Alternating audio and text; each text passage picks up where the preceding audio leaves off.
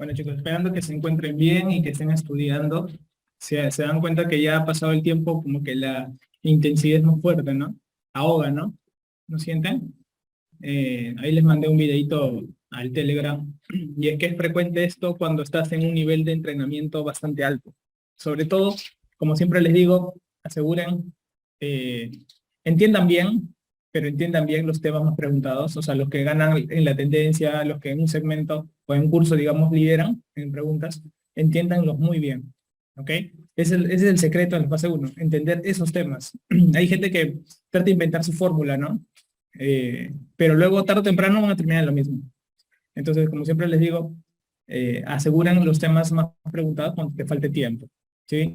Pero no dejes ningún día de estudiar, aunque sea una horita, porque es un tema de constancia, pero la constancia es como más que todo, tu cuerpo te va a pedir estudiar cuando no estudies. Si pasa eso contigo, estás por buen camino.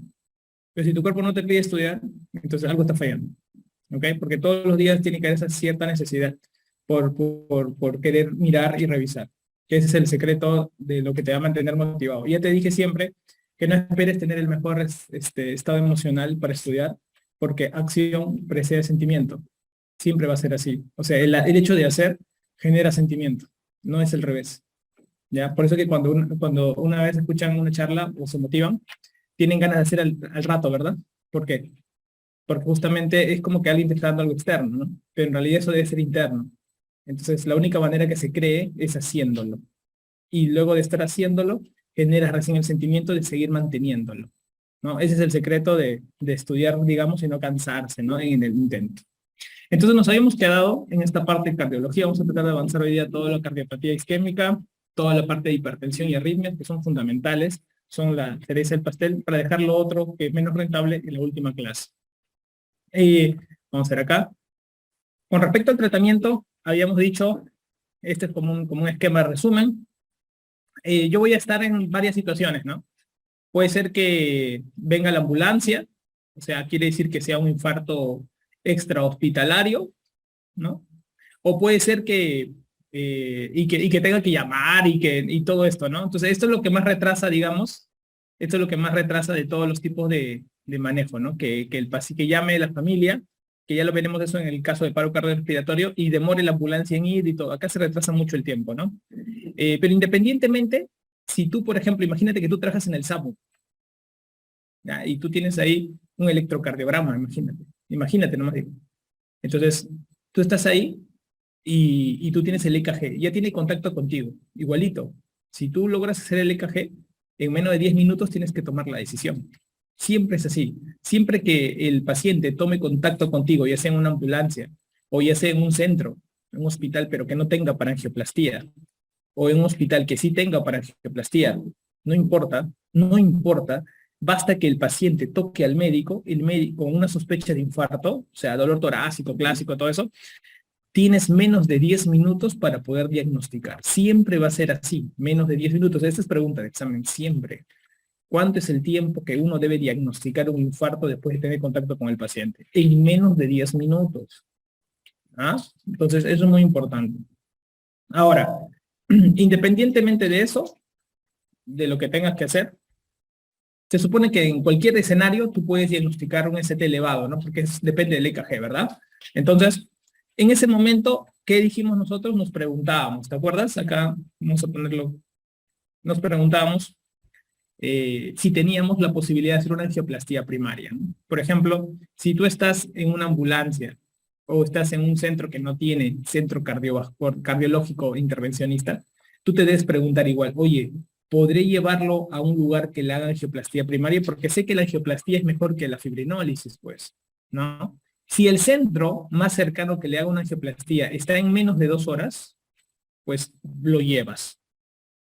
¿Y qué dijimos? Si el centro pasado 2 horas, nada. Inicia la fibrinólisis en los primeros 10 minutos. ¿Sí? Eso es importante. ¿Ya? Entonces, cuando yo tengo a mi paciente, digo, pucha, tiene ese elevado. ¡Hala! Pero hasta llevarlo hasta allá son 4 horas. No, ni fregando. Inicio la fibrinólisis. La pregunta que te van a hacer es, ¿en qué tiempo, luego de definido que tú lo vas a manejar al paciente, comienzas la fibrinólisis? Menos de 10 minutos. Es otra pregunta buena. ¿sí? Porque está protocolizado. Todo esto es protocolo, chicos. Cuando quieren acreditar un centro cardiológico, se paran en la puerta, todo el mundo, nadie, no avisa a nadie, y hacen la finta que viene un enfermo. Y comienzan a contabilizar los tiempos para acreditación. Si no, no acredita un centro cardiovascular. ¿Ya? Entonces, imaginemos que vamos al ideal, ¿no? Que tú lo tienes en menos de 2 horas al centro. Lo que te dice la guía es que tú deberías meter la aguja, o sea, despunzar al paciente en menos de 90 minutos como ideal. O sea, en menos de hora y media. Después que yo ya he decidido que se va a ir en la ambulancia, todo eso, en menos de hora y media debería ya estar punzándose el paciente. Por eso que se supone que el paciente, tú debes calcular que el centro esté en menos de 2 horas. ¿Ok? Estos 90 minutos están dentro, incluido por si acaso. ¿Ok? Están incluidos. Para que no piensen que son otros 90 minutos. ¿Sí? Entonces debe ser lo ideal. ¿Ya? Por eso cuando tú piensas en un centro, oye, pucha, mejor lo llevo acá al centro nomás. Imagínate que a uno de ustedes Dios no quiera leer un infarto. El INCOR está acá un paso, ¿no? ¿Cuánto tiempo llegas? 20 minutos. A lo mucho, con tráfico. Entonces tú lo llevas, ¿no? Directamente. ¿Sí? ¿Y por qué decidiste eso? Porque estaba cerca, ¿no? O el REBA, ¿no? Esto, 20 minutos igual. Tú decidiste llevarlo ahí. ¿Ok? Pero imagínate que el centro, no existieran esos centros acá. Y tu centro ponte que sea en Coyique. Tú dices, pucha, pero llego con hora y media con tráfico. Ah, no, ni fregando, ¿no? 2 horas, de repente esta hora punta. Mejor acá inicio. Y cuando inicies acá, tiene que ser en menos de 10 minutos la fibrinólisis. ¿Sí? Entonces, pero si decidieras llevarlo, por ejemplo, al REVA, se supone que desde que sale de acá, tú calcula el tiempo, en hora y media deberían estar punzándolo, tú dices. Porque son 90 minutos para hacer la angioplastía primaria. ¿No? Este es un tiempo súper ideal, esta es la parte más hermosa, ¿no? Cuando tú haces esto. Pero lamentablemente en el Perú, lamentablemente solamente el 20% hacen esto en el Perú. Es la realidad. Y eso, por eso que se necesita más cardiólogos intervencionistas. ¿No? Ustedes, ¿no? Ustedes van a ser el futuro. O sea, ustedes van a hacer que este 20% aumente y las efectividades aumenten. Pero hoy día tenemos esto, 80%. ¿Por qué? Porque no tenemos centros, pero en realidad ya hay centros, ¿ah? Ya hay centros, ¿ah? Provincias están teniendo centros. Lo que falta son cardiólogos intervencionistas. ¿Sí? Entonces, el 80% lamentablemente en el Perú hace esto. Fibrinólisis. Dice, no, está muy lejos el centro. Entonces inició fibrinólisis en menos de 10 minutos. ¿No? Ya lo veremos también, cómo es que se da. O sea, cómo inicia la fibrinólisis, ¿sí? ¿Cuál es el fibrinolítico que más usamos? Alteplase. Alteplase. ¿Ya? Es muy importante. Entonces, este escenario, chicos, este esquema que acaban de ver, es el escenario para las preguntas de examen. ¿Ya? Que es el clásico escenario peruano. Que es, decido por una ambulancia o decido en un centro que no tiene para angioplastía. Este es el escenario para preguntas peruanas, por ejemplo. ¿No? ¿Ok? Acá abajo es un escenario ideal, que deberían ser todos los centros hospitales nacionales deberían tener su capacidad de hacer angioplastía, ¿no? Esto es el ideal, ¿no? El escenario de acá es el ideal. ¿Y qué te dicen en el escenario ideal? Que un paciente apenas llega a un centro con angioplastía, en menos de 10 minutos que tú lo diagnostiques, tienes que hacerle la angioplastía en menos de 60 minutos, ¿no? Eso es el ideal. Se llama la hora de oro, ¿no? La hora de oro. ¿Por qué? Porque tiempo es tejido. Eso ocurre en todo, ¿ah? Eso ocurre en todas las arterias del cuerpo, el cerebro, en las piernas, donde tú quieras, ¿ya? O sea, el hecho de que tú hagas rápida reperfusión en cualquier órgano, acuerde siempre el dicho, ¿ah? Tiempo es tejido, ¿ya? Porque algunos pensarán que no, mañana, ¿no? Ya veremos, vamos viendo. No, no, no. Acá en el tema vascular todo es tiempo. En el tema vascular todo es tiempo. ¿Sí? Entonces como que tienes que ser un poquito más rápido, ¿no? Por eso que todos los que somos dedicados al mundo vascular somos un poco inquietos, ¿no? Somos como que ya queremos el camino más rápido. Por eso cuando yo les enseño a ustedes clases, siempre les busco el camino más fácil. No, no. ¿Por qué? Porque pienso como cirujano que me dedico a esto, pues. Digo, el camino más fácil, ¿cuál es? Pero lamentablemente en medicina no hay un camino más fácil, ¿no? O sea, no hay uno facilito. Pero sí puede haber uno más sencillo de entender, ¿no? Que eso es lo que buscamos. Entonces, todo este tiempo es el tiempo total de isquemia, ¿sí? En el Perú, ¿qué ocurre? 2 problemas. retraso del paciente, porque el paciente no sabe a dónde acudir cuando le duele el pecho, ¿no? Por ejemplo, ¿cuál es el número de los bomberos? A ver, doctores, ¿cuál es el número de los bomberos? ¿Cuál es? Ese de Magali, oye. El chismefono me está diciendo este. El número es 116, perfecto, doctora. ¿Y el número del SAMU? 106. Muy bien. Esos son los dos números que ustedes deben saber y que sus familias deben saber, teóricamente. ¿Ya? Doctor, el 911, teóricamente el Ministerio de Transporte ha dicho que el 911 también equivale, pero a ver, llamen ahorita al 911 a ver que les contesten. Entonces, hay menos probabilidades que te contesten ahí. ¿Ya? Entonces, esos dos números son importantes, pero ¿qué ocurre? El paciente no sabe. Segundo, retraso del sistema. ¿Cuál es la clave para que te atiendan rápido cuando llegas por un infarto a un hospital? ¿Tú qué haces educadamente? ¿No entras por triaje? Y estás así, ¿no? Señor, ¿le pasa a usted? No pasa, señorita, usted. No, en ese momento tienes que gritar, ¿no? Infarto, clave roja. Todos se tienen que enterar que es un infarto. Y el paciente que está en el puesto 18 de atención pasa al puesto 1. Porque, ¿qué hemos dicho? Tiempo es tejido. Y eso existe en el sistema, no lo respetan, ¿no? El guachi que te dice en la puerta, no, no, señor, espere, pero me está doliendo el pecho muchísimo. Ah, todo le duele el pecho, señor, espera, nomás tranquilo. Y en ese momento, ¿qué tienes que hacer tú? En ese momento tienes que refugiar. No, disculpa, es un dolor de pecho, rápido. ¿Y lo mandan a dónde? Acá, a veces ni EKG tienes. De frente al monitor de shock trauma. Monitorazo. Y ahí miras las derivadas. Hoy sí tiene elevación. Hoy trae el EKG. Ni van trayendo todo, tú ya vas asumiendo, ¿no? El patrón. Entonces, esa parte yo quiero que tú seas diagnostica, porque ahí va a importar mucho el riesgo del paciente. Eso va a ocurrir en cualquier centro. ¿Ya? A ver, acá. Ahora, entonces, ¿qué hemos visto? Cuando vemos un ST elevado, lo primerito que tenemos que hacer, ¿qué cosa es? Terapia de reperfusión, ¿cierto? Hemos dicho que angioplastía es mejor. Esto es mejor. Esto es mejor, ¿no? Definitivamente. ¿No? O sea, no hay forma, no hay punto de comparación. ¿Por qué es mejor, doctor? Porque la eficacia es más del 90%, hermano. ¿Y qué pasa cuando fracasa? Fracasa solo 10%. Este 10% que fracasa, ¿dónde va? A cirugía. Le abrimos el pecho, ponemos bypass. Por eso que es mejor. Oye, maestro, y acá en fármacos, ¿cuál es eficacia? 60% de eficacia. Ah, 60%. O sea, hay una tasa de fracaso, claro, fracaso de 40. Por este fracaso de 40. ¿Y qué hacemos cuando hay fracaso de 40? Nada, lo derivas nomás para que la angioplastía. Entonces, te das cuenta la importancia de la reperfusión, ¿no? Es un escenario que la tienes que tener un 100% clara. O sea, tienes que saber pelearla acá. ¿Ya? Tienes que saber pelearla. Oye, una pregunta. ¿Qué pasaría si el pata ha sido eficaz? A ver, una pregunta de simulacro. El pata fue eficaz. ¿Ya no le haces angioplastía? Es una buena pregunta, ¿verdad?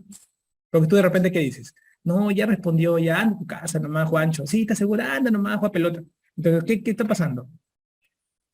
Que el paciente, tú le has destruido el coagulito, pero no le has mejorado la obstrucción de la placa. La obstrucción se mantiene.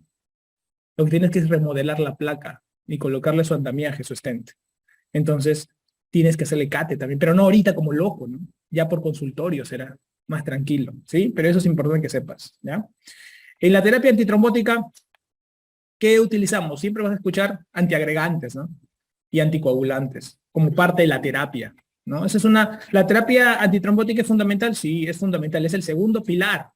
El segundo pilar. O sea, después que abras, igual independientemente de lo que tú quieras, siempre se antiagrega, siempre. Ahora, la antiagregación es importante, la antiagregación doble, ¿ok? La antiagregación doble se da por 3 meses. Y si en caso utilices stent, hasta 1 año. ¿Ya? Ese es un dato importante, ¿no? Aspi con floppy, buena. ¿Ya? Hasta el año con stent. Bien.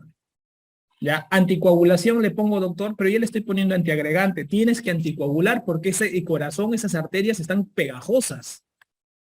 Ahí hay baba. Tienes que meterle un anticoagulante porque no se forma coágulo. Entonces la anticoagulación es por 1 semana. 1 semana nomás anticoagulamos tranquilamente para evitar de que esta vaina se siga reinfartando porque la mayor cantidad de reinfartos ocurre en la primera semana. ¿Sí? Entonces ya tú le vas metiendo su anticoagulante. Su enoxa, estamos felices todos. ¿Ya? Y después de eso no pasa nada. Lo dejas solo con su antiagregación. ¿Sí? Importante. Importante los otros medicamentos. Son básicamente de prevención secundaria. Este son otro grupo de preguntas que vienen. ¿Ok? Que es importante, ¿por qué? Porque aumenta la sobrevida. Aumenta la sobrevida, señores. Ya sabes, los dos primeros, reperfusión y antitrombótica, te salvan la vida. Y los de prevención secundaria te aumentan la sobrevida. Si tú ibas a vivir 10 años, ahora vives 20. O sea, tienen una alta capacidad de mejorar tu sobrevida. Y dentro de ellos tenemos las estatinas de alta intensidad. Básicamente atorvastatina a dosis altas. A dosis altas. Por ejemplo, la atorvastatina la damos 10 cada 24, 20 cada 24, pero cuando tú tienes un cuadro agudo, metemos 40 cada 12. O sea, 80, que es dosis máxima de atorvastatina, le metemos 40 cada 12. ¿Por qué? ¿Por cuánto tiempo? Una semana. Lo que pasa es que las estatinas, chicos, tienen un efecto que nosotros le llamamos pleiotrópico. ¿Qué significa efecto pleiotrópico? Significa que tiene más efectos, tanto estudiados y conocidos, y no estudiados y no conocidos. Quiere decir que hace más de lo que tú crees. Por ejemplo, puede ser un inmunomodulador, por ejemplo. Puede ser un antiinflamatorio, por ejemplo. Pero fue creado para estabilizar la placa de grasa, ¿no? Pero tiene más efectos. A altas dosis se ha demostrado que es antiinflamatorio coronario, por ejemplo. Entonces, todas esas cositas se llama efecto pleiotrópico y se usa a altas dosis. Por ejemplo, si el paciente tiene fracción de eyección menos de 40, que le llamamos depresión miocárdica, eso, cuando tiene menos de 40, es una depresión miocárdica. No es una fracción baja, es una depresión miocárdica. Cuando está deprimido, señores. Y en este caso, podría servir bastante el agregar yecas. Sobre todo yecas, porque betabloqueante le vamos a meter a todos, ARA2, lo que tú quieras, pero los yecas y los ARA2 en general, ¿por qué sirven en el paciente infartado? Sobre todo en las primeras 24 horas. ¿Por qué? Porque evitan la dilatación ventricular. Uno, evitan dilatación ventricular. Y eso es importante, ¿sabes por qué? Porque imagínate un corazón dilatado, fofo, muy dilatado, pierde fuerza. Uno. Dos, se ha demostrado que aumentan la sobrevida cardíaca. O sea, los IECAS, igual que los beta bloqueantes, aumentan la sobrevida. Pero particularmente los IECAS, si el paciente está con buena presión, tú puedes agregarlo inicialmente en las primeras 24 horas. Ya le puedes dar IECAS. Es una buena pregunta de examen, ¿ah?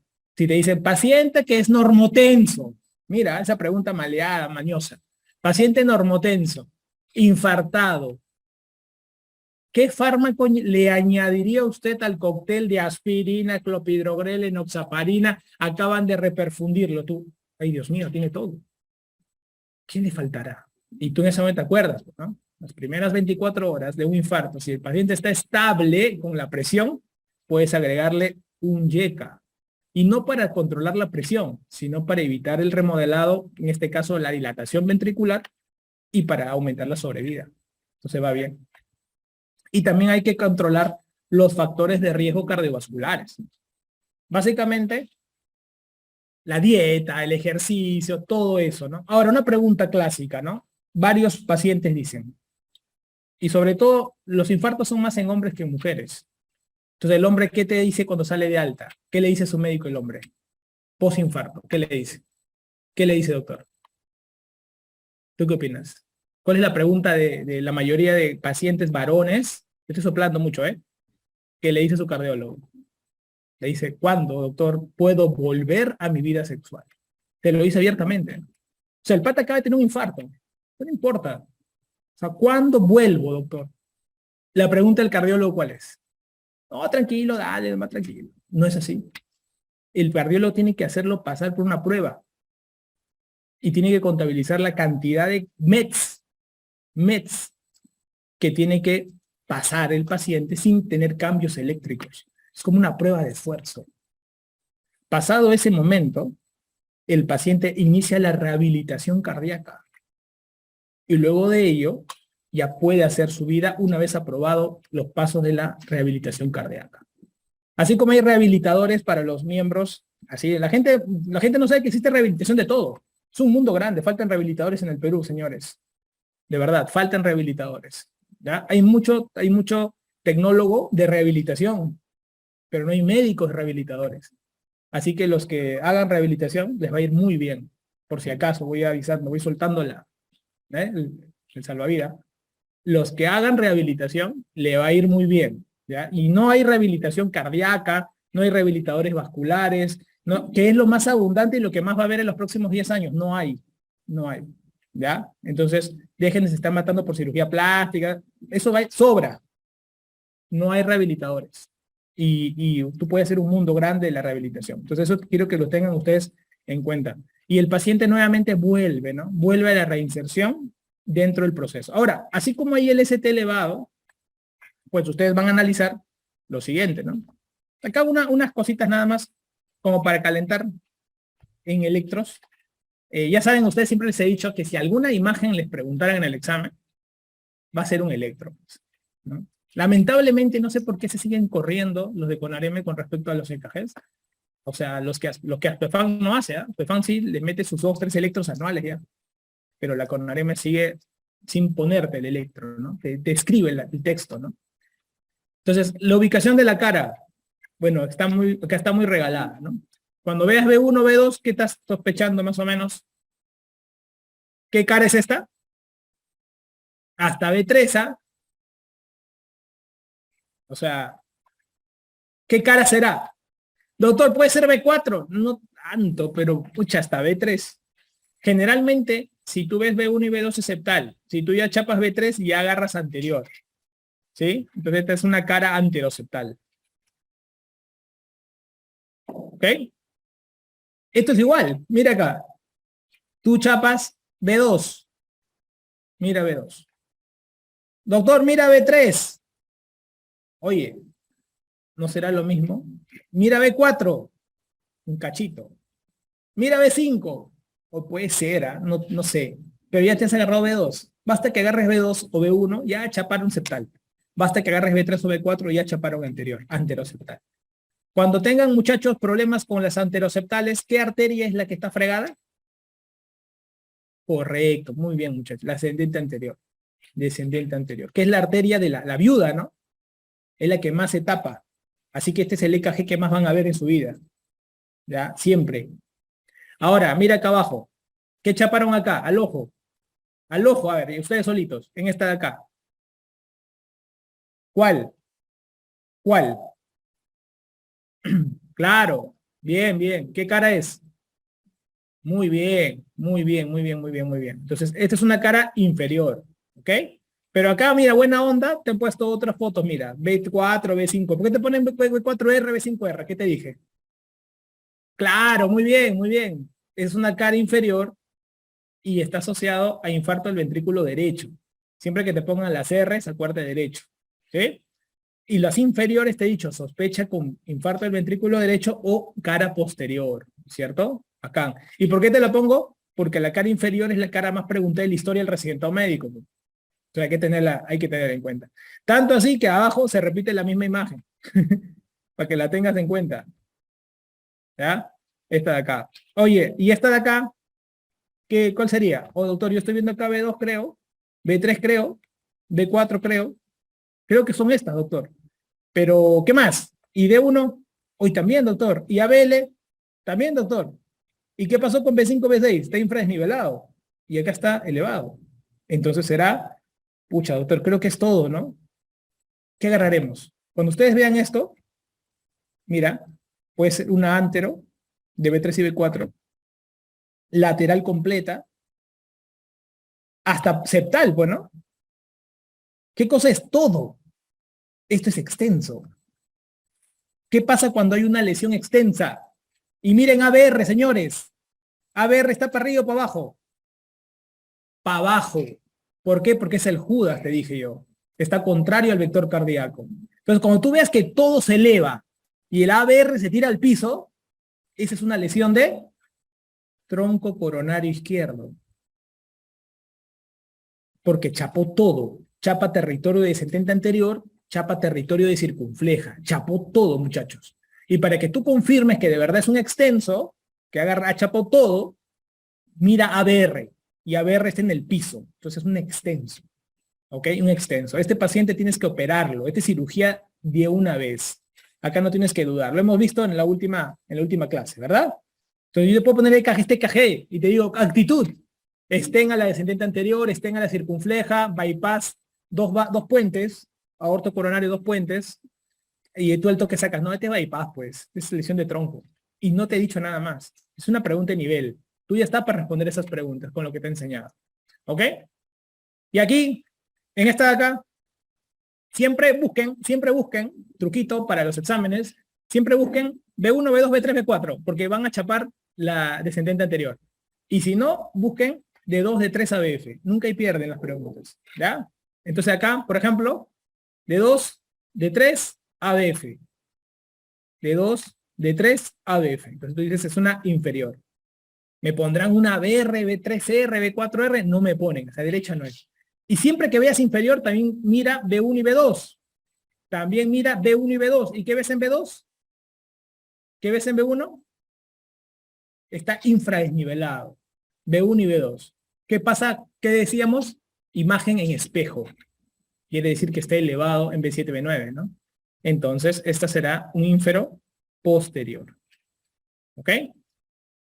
Luego, descarta siempre las laterales. D1, ABL, pero mira B5, pero mira B6. También tiene un escaso de isquemia en la cara lateral baja. Ínfero posterior lateral. Si quieres, ¿qué clave? Lateral baja. O sea, miren el truco para hacer electrocardiogramas rápido en los exámenes. Primero, siempre busquen en orden B1, B2, B3, B4. Siempre. ¿Por qué? Porque es lo más preguntado y lo más tapado.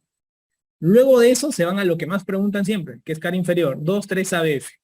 Y cuando vean 2, 3 ABF, piensen en dos cosas. Ventrículo derecho, entonces mira si hay un EKG con B3R, B4R, o infarto de cara posterior, ves infradesnivel de CT en B1 y B2. Al final, nunca te vayas, mira caras laterales, D1 y ABL, y B5 y B6. Puedes tener o elevaciones del ST o inversiones de la onda T. Y vas a decir que hay un cuadro de isquemia asociado. Nada más. Ese orden, les enseño a mis residentes, les digo, miren, solo miren eso. En ese orden. No se les va a pasar nada. Con eso van a resumir el 99% de las preguntas para ustedes. Y te he puesto el caso donde todos entrarían en duda, que sería este de acá, que es el de tronco coronario izquierdo, que es cuando se malogra todo, pero tú confirmas con el ABR. ¿Ok? Entonces, con esto ustedes ya tienen para estar moviéndose con respecto a este tema. Muy bien. Con respecto a los fibrinolíticos, ¿por qué no marcamos streptokinasa o por qué ya no damos streptokinasa y damos alteplase? ¿Por qué creen? ¿Saben por qué? La streptokinasa destruye toda la fibrina de todo el organismo. La fibrina del cerebro, la fibrina del pulmón, la fibrina del riñón, la fibrina del corazón, chapa todo. Entonces, cuando tú le metías streptokinasa, reventaba y sangraba cualquier parte del cuerpo. Pues. En cambio, el alteplase le encanta ir a la fibrina del corazón. Le encanta ir a la fibrina del pulmón. Por eso que cuando tenemos un tromboembolismo pulmonar masivo, por eso que cuando tenemos un infarto miocardio, damos alteplase. ¿Sí? En cambio, streptokinasa, uroquinasa, esa vaina la usamos de manera externa, sobre todo la uroquinasa. Cuando, por ejemplo, tenemos derrames pleurales tabicados en niños, para evitar hacerle decorticación, le podemos meter eso por el tubo de drenaje torácico. Y con eso rompemos la fibrina de la pleura. Para esas cosas así media chuscas, la usamos. Pero cosas finas, corazón, pulmón, alteplase. Nunca se olviden. Y el alteplase, ¿cómo lo vamos a dar? Generalmente comenzamos con 15 miligramos hasta 50 miligramos. Esto lo vamos a dar al inicio en los primeros 30 minutos. Y luego le vamos a dar una dosis de carga de 35 miligramos en 1 hora. Si se dan cuenta, ¿cuánto tiempo pasó en total? 90 minutos. ¿Sí? Si sumamos lo máximo que es 50 y 35 son 85 miligramos. Terminamos dándole 85 miligramos en 90 minutos. ¿Ya? Eso es dato muy importante. Ahora, ¿cómo trabaja el alteplase? Ustedes ya saben por hematología toda la cascada de coagulación. La cascada de coagulación al final termina formando, ¿qué cosa? Trombina. Trombina. ¿Sí? Y la trombina, ¿qué hace? Prácticamente la trombina va a permitir que se establezca mucho mejor la fibrina. ¿Y qué más? Pues lo que vamos a ver nosotros es que la fibrina, gracias al factor 13, permite que se estabilice, ¿no? Se llama reticulado de fibrina o estabilización de la fibrina. O sea, la fibrina, por ejemplo, es así, ¿no? Sí, pero la estabilización es así. O sea, recontra engranado la cosa. ¿Sí? Y eso lo hace el factor 13. ¿Ya? ¿Y qué hace el alteplase? El alteplase lo que hace es una estimulación del plasminógeno, lo va a transformar en plasmina. Aumenta su proceso. Normalmente eso tenemos en el cuerpo. O sea, normalmente el cuerpo está pasando de plasminógeno a plasmina, sino que el alteplase estimula la mayor cantidad de transformación de plasminógeno a plasmina. Y lo que va a hacer la plasmina es romper la fibrina. Y lo va a tanto en la fibrina inestable como en la fibrina estable. Lo va a reventar. Y al reventarlo, pues va a producir pequeñas fibrinas chiquititas y algunos dímeros débiles. Entonces, con eso, ¿qué estamos haciendo? Prácticamente estamos rompiendo ese coágulo que se había formado, ese enmarañado que se había formado. Pero solamente hemos hecho esto, ¿no? Miren, esta era la placa, ponte que ese era el vaso sanguíneo cortado de manera coronal. Esta era la placa de grasa, mira la placa de grasa. Esta era la placa de grasa y esto de acá, ponte, que era un coágulo, ¿sí? Entonces, si tú sacas el coágulo, imagínate que le ponemos un microscopio al coágulo encontramos así, glóbulos rojos, por eso que tiene ese color rojo, ¿ok? Y vemos esto, vemos que hay como un enmarañado así. Esa es la fibrina que ya está estabilizada. Entonces, ¿qué hace el alteplase? El alteplase lo que va a hacer es romper esto enmarañado. Rompe los puntos de quiebre. O sea, las cosas que permiten la fusión. De tal manera que se diluye nuevamente esto. Y ya ahora el paciente, en el 60% de casos, logra permeabilizarse. Pregunta para todos. ¿Está curado? No, porque queda esta placa. Y si esa placa le tomamos un cateterismo, de repente, no sé, puede salir que salga más del 70% de obstrucción. ¿Esta es una obstrucción crítica, sí o no? Sí, y tiene que ser tratada. Por lo tanto, terminará en una angioplastía, pero de manera electiva, no de corriendo, no de emergencia, sino electiva. Y eso es importante que ustedes sepan. En la fibrinólisis te saca del cuadro agudo, o sea, te evita que el tejido muera, pero no te quita el riesgo de que vuelva a taparse, porque tienes que someterlo a una angioplastía nuevamente. ¿Ok? ¿Qué es lo que tenemos que saber nosotros los médicos con respecto a sus contraindicaciones? Parecía que la gente en el año, no sé si es, creo que es el año 2014 o 2015, vino acerca de las contraindicaciones absolutas. Entonces, la gente se preparó para las absolutas. Y le decía yo, ¿no? Yo le decía, cualquier cosa que tenga que ver con el cerebro, excepto un TIA, siempre es absoluto. Mira, tú puedes tener una hemorragia intracraneal, hemorragia. Las palabras que parezcan sangrar. Tú tienes una lesión vascular cerebral. Todo lo que es cerebro. Mira, hemorragia, por lógica la vas a sacar. Lesión vascular cerebral. Ah, no, el doctor me dijo cualquier cosa en el cerebro. ¿Ya? Neoplasia intracraneal, cerebro. ¿Sí? Ictus, no tía, este es un ictus isquémico. ¿Ok? Cerebro. Todo lo que es cerebro es las preguntas de examen siempre, en cualquier lugar. Es el secreto. Siempre cuando nosotros nos dicen, oye, hazle una pregunta de contraindicación, lo que todos nosotros que pensamos, alguna pregunta de cerebro. Y en el examen de residencia ha venido esta y ha venido esta. 2015, 2020, creo, 2021.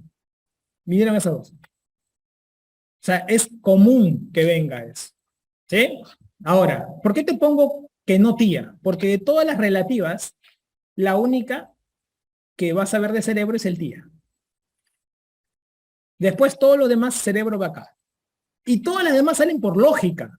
Mira, Disección de aorta, sospecha, no seas malo, pues. Está que se rompe la aorta y le vas a meter un fibrinolítico. Sangrado activo, todo lo que sea la palabra sangrado, no pasa nada, o sea, no va. Punción no compresible en las últimas 24, biopsia hepática, pulmonar, nada. Tú le metes eso, se desangra en el hígado, se desangra en la parte lumbar. O sea, por lógica. Sangrado gastrointestinal en el último mes. Se dan cuenta que la palabra sangrado va a estar metida. ¿Ya? Entonces, asocien así cuando estudien esto. Cerebro y todo lo que tenga que ver con sangrado. Después, todo lo demás es relativo, y eso les viene siempre. Les viene, por ejemplo, hipertensión, relativo, no pasa nada. ¿Ok? Hipertensión no pasa nada.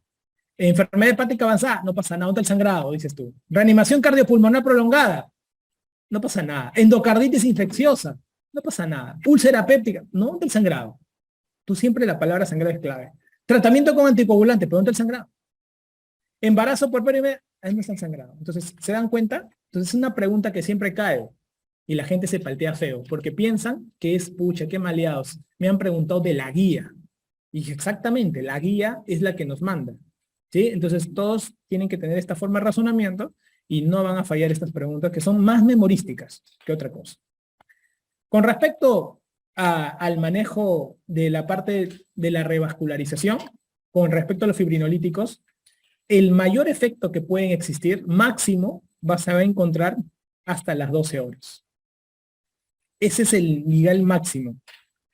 Nivel máximo. Después de 12 horas, nadie coloca fibrinólisis. Nadie. ¿Ok? Entonces acá ponemos fibrinolítico. ¿Ok? En cambio, angioplastía, vamos a poner acá angioplastía, lo podemos usar hasta incluso 48 horas. Lo normal es hasta las primeras 24 horas, pero podríamos utilizar hasta 48 horas. Te estoy hablando de un cuadro agudo. O sea, que tú me digas, doctor, no lo referí porque estaba la carretera a tomar. Oye, pero busca la manera, o sea, tenías tiempo para poder hacer algo. Siempre no se olviden, cuando algún día les pregunten a ustedes cuál es el tiempo ideal para usar un fibrinolítico, o sea, donde se ven las mejores respuestas, en las primeras 2 horas de iniciado el evento, ahí vas a encontrar las mejores respuestas. Y en una angioplastía, en las primeras 24 horas. Estos son sus mejores tiempos, digamos, ¿no? Esto de acá, voy a poner acá, serían los mejores tiempos.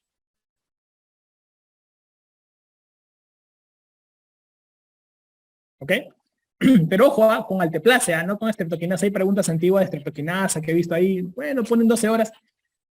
Pero en realidad eso es con alteplasia el estudio, ¿ya? Con alteplasia. Entonces, esto, por favor, chicos, quiero que lo tengan bien. No se olviden que cuando falla fibrino, nos vamos a la angioplastía.